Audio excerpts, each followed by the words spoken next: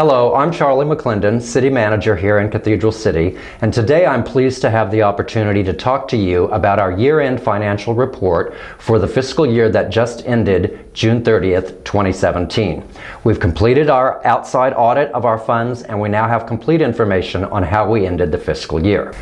The first slide shows the performance of our revenues for the fiscal year, and what we want to see, of course, is that our actual revenues are greater than the budgeted. And you can see in most categories that is the case. We had a few areas, utility user tax and sales tax, where we saw a little softness in the performance of the revenues. However, it was made up for by stronger than planned performance in property taxes and some of the other revenues. And the next graph just shows those revenues in pie chart format so that you can see the relative importance of the various revenue types.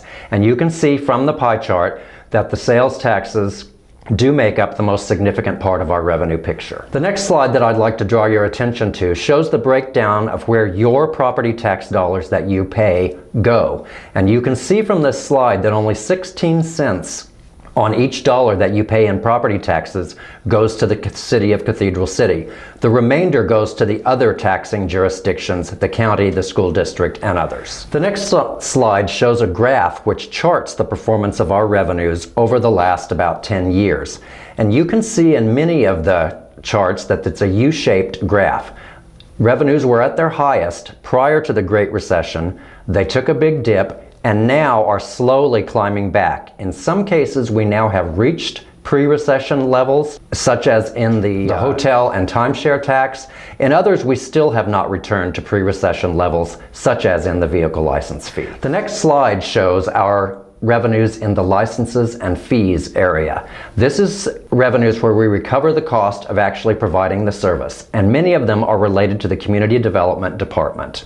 And again, on this slide, the good news is our revenues as a whole exceeded the budgeted amount. The next slide shows those revenues in pie chart format too, so that for those of you who it's easier to picture it as a graphic, you can see that, and you can see that the largest number in this pie is our police services, and this is primarily our contract with Desert Hot Springs to provide dispatch services, which they pay for, and when our officers are assigned to special events in other communities for which we are reimbursed. The last slide is our revenues for miscellaneous sources, and you will see one area, miscellaneous revenue and labor reimbursements, where we exceeded the budget by quite a large amount. That is because there's a one-time revenue source in there for the sale of some property. It's great to have that revenue and it will help us build fund balance, but that's not a revenue that will recur every year. So we have to be careful to make sure we don't plan on that revenue in future budget years. The next slide, and perhaps most importantly, is the entire summary of our revenue sources.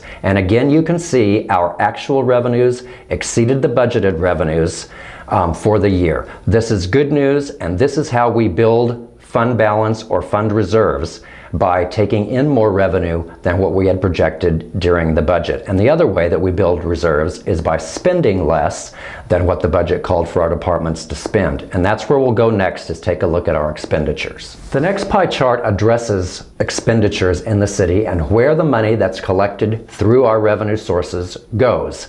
You can see that the largest share of expenditures goes to the police and fire departments, and that's typical of most cities that have a police and fire department. The next two slides show the department by department comparisons between actual expenditures and budgeted expenditures. And you can see in most cases the departments came in under budget. And most importantly, for the general fund as a whole, expenditures came in less than the budgeted amount. That helps us build fund reserves and shows good fiscal restraint on the part of our departments. The final slide that I'd like to draw your attention to is perhaps the most important in the entire presentation.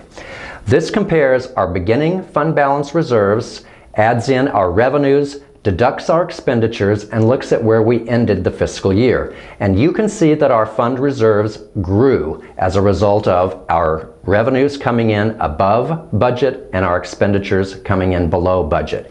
This helped us reach our policy goal of having 33% of 1 year's worth of revenues in reserve, and actually met our long-range target of having 50% of our of 1 year's worth of revenues and reserves. Having adequate reserves is very important to a city for two reasons.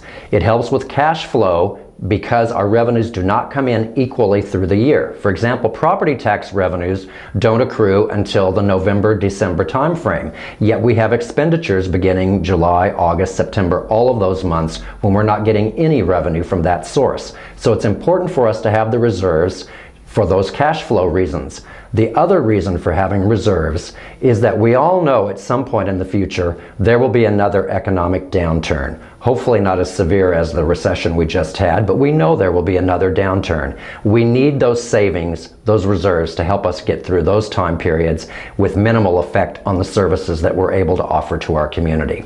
So the bottom line for fiscal year 16-17 is our revenues exceeded budget, our expenditures came in under budget. That helped our fund reserves grow. This is good news for the community and shows good fiscal management on the part of the City Council and the staff. Thank you very much.